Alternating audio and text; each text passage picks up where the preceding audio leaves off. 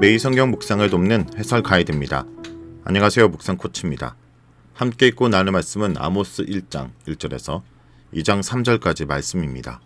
아모스 1장 1절에서 2장 3절은 열방의 여러 민족에 대한 심판을 예고하는 신탁으로 구성되어 있습니다.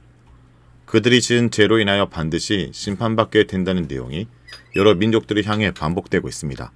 본문은 1절에서 2절의 서원으로 시작하여 하나님께서 아람, 다메섹, 블레셋, 가사, 두로, 에돔, 암몬, 모압 족속을 차례로 심판하는 장면을 기술합니다. 3절 이후로는 무엇못의 서너 가지 죄로 말미암아 벌을 돌이키지 아니하리니 불을 보내리라 라는 세 가지 요소로 구성된 일종의 반복된 사이클이 형성됩니다. 1절에서 2절은 역사적 배경 및 심판 예고입니다. 남유다 출신의 목자인 아모스는 하나님의 부르심을 받아 환상을 보게 되었습니다. 남왕국을 떠나 북왕국에 가서 하나님의 심판 메시지를 전하게 된 아모스의 사역은 쉽지 않습니다. 그의 메시지는 심판하신 여호와에 대한 메시지로 시작합니다. 시온에서 예루살렘에서 부르짖으시는 여호와는 북왕국을 남왕국의 관점에서 심판하신다는 함의를 지닙니다.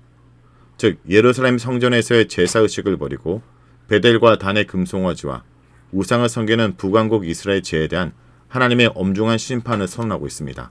말라버려서는 안 되는 목자의 초장이 마르게 되는 현상, 마를 수 없는 갈매색의 꼭대기가 마르게 되는 현상이 바로 엄중하신 하나님의 심판을 상징합니다. 3절에서 5절은 다메섹에 대한 심판입니다. 첫 번째 열방으로 다메섹 즉 아람 왕국이 언급됩니다. 여기서 불을 보내리라는 표현은 1장 1절에서 2장 3절을 통해서 계속적으로 반복되는 문구입니다. 구약 성경에서 불은 하나님의 임재의 상징으로 사용되었습니다. 신의 임재를 의미하는 신현현상의 특징으로서 지진, 불, 구름, 우박, 번개 등의 자연현상을 들 수 있는데 그중 하나가 불이 임하는 현상입니다. 이러한 신현이 나타나면 의인은 구원하시고 죄인은 심판하신 일이 일어나게 됩니다. 오늘 본문에서 불이 임하는 것은 하나님의 심판이 각 이방 민족들에게 임하게 된다는 뜻으로 이방 민족들의 멸망을 시사하고 있습니다. 소선지서 전체에서 이러한 불의 이미지는 상당히 중요합니다. 호세아 8장 14절에서는 이스라엘과 유다에게 불을 보내서 성읍을 삼게 한다고 하셨는데 이러한 불의 이미지가 아모스에서 열방과 이스라엘에게 확장되고 있음을 알 수 있습니다. 다메섹의 죄는 길랏을 압박하였다는 것입니다. 길랏은 요단 동편의 이스라엘 지역으로 므낫세 지파에 소속된 땅입니다.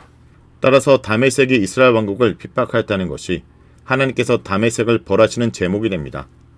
하나님께서 다메섹에 내리신 심판은 빗장을 꺾고 주민들을 끊고 규잡은 자를 끊고 백성들이 포로로 잡혀가게 된다는 여러가지 내용들로 구성되어 있습니다. 전쟁에 패하게 되어 나라를 잃고 포로로 끌려가게 된다는 내용으로 요약해 볼 수 있습니다.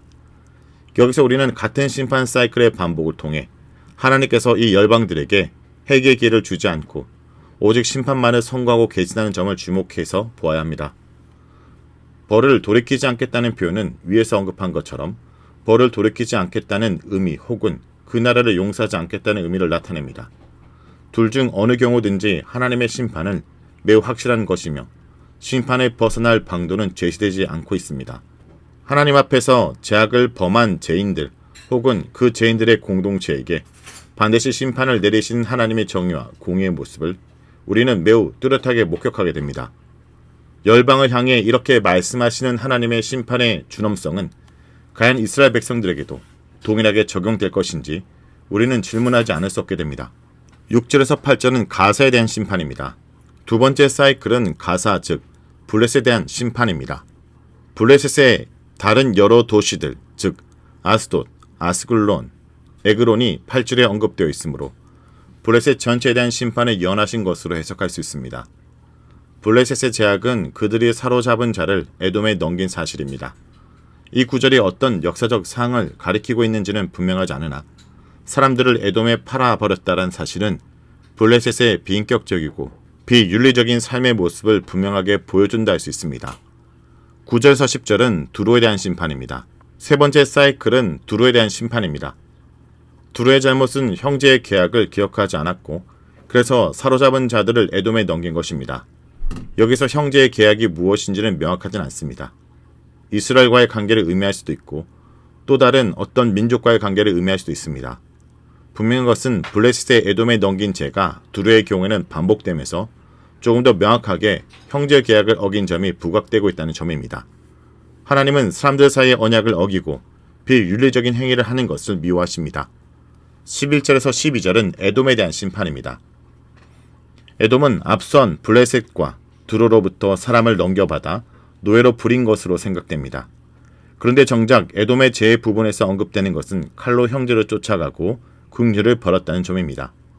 이 부분이 앞서 블레셋과 두로의 경우에 나온 사로잡은 자를 에돔에 넘겼다는 것과 같은 의미인지는 명확하진 않습니다. 다만 에돔 역시 형제를 향한 궁유를 잃어버렸다는 점을 지적하고 있는 것을 생각해보면 사람 혹은 민족들 사이의 언약을 깨트린 것을 하나님이 지적하고 계심을 알 수 있습니다. 13절에서 15절은 암몬에 대한 심판입니다. 암몬의 제약은 앞서 나온 아람, 블레셋, 두로, 에돔보다 훨씬 더 비윤리적인 것으로 이해됩니다. 왜냐하면 그들은 길앗에 임신한 여자의 배를 갈랐기 때문입니다. 이것은 앞서 제기된 제목들보다 더 비윤리적이고 무자비한 행위로 이해될 수 있습니다. 따라서 암몬은 더 엄중한 심판을 받게 됩니다. 14절에서는 폭풍, 회오리, 바람 등의 새로운 단어가 강조되어 표현됩니다. 전쟁의 날은 불로 임할 뿐 아니라 또한 폭풍으로 임하게 됨을 말합니다. 이전 민족들의 경우는 포로로 잡혀간다는 표현만 하고 있었는데 암몬의 경우는 왕이 사로잡혀 갈 것이라는 구체적 언급까지 등장하게 됩니다. 이방 민족들에 대한 심판은 사이클이 반복될수록 점점 더 강화되어 가는 형태를 보입니다. 2장 1절에서 3절은 모압에 대한 심판입니다. 여섯 번째 사이클은 모압에 대한 심판으로 모압의 죄는 에돔의 왕의 뼈를 불살라 죄를 만든 것입니다. 여기서 죄를 만들었다는 것은 실제로 에돔 왕을 죽이고 그 뼈를 불살랐다는 의미일 수도 있고 죽어있는 왕의 무덤을 파헤쳐 뼈를 불태워 에돔 왕의 명예를 욕보였다는 의미가 될 수도 있습니다. 어떤 경우든 모압은 에돔을 매우 수치스럽게 했습니다. 이것은 암몬 족속이 임신한 여인의 배를 가른 것과 거의 비슷한 수준의 비윤리적이고 모독적인 행동으로 받아들일 수 있습니다. 암몬이 개인이 악행을 했다면 모압은 다른 나라 자체에게 악행을 저지른 것으로 이해될 수 있습니다. 지금까지 6개의 심판 사이클을 살펴보면 앞의 경우보다 뒤의 경우가 더 비윤리적인 죄들이 경우가 많습니다. 사이클이 반복되면서 죄악의 정도가 심해지고 하나님의 심판 수위도 점점 더 강해지게 될 것을 예상할 수 있습니다. 열방은 반드시 심판받아야 하며 그 심판은 하나님 앞에서 저지른 범죄 행위에서 비롯된다는 점을 심판의 사이클 반복은 우리에게 선명하게 보여줍니다. 성도 여러분, 이런 열방을 향한 하나님의 심판은 자기 백성들에게도 같은 기준으로 한편으로는 경고와 또 한편으로는 구원의 위로를 주신다는 것을 잊지 말아야 될 것입니다. 말씀을 놓고 기도하겠습니다. 주님, 폭력과 야만성으로 올릭진 이 땅에서 하나님의 공의와 질서가 세워지게 하여 주옵소서. 무엇보다 우리의 삶이 하나님이 모르는 백성들의 야만과 폭력성을 따라가는 삶이 되지 않게 우리의 삶을 붙들어 주시고 말씀으로 깨우쳐 주시옵소서. 예수님의 이름으로 기도합니다. 아멘.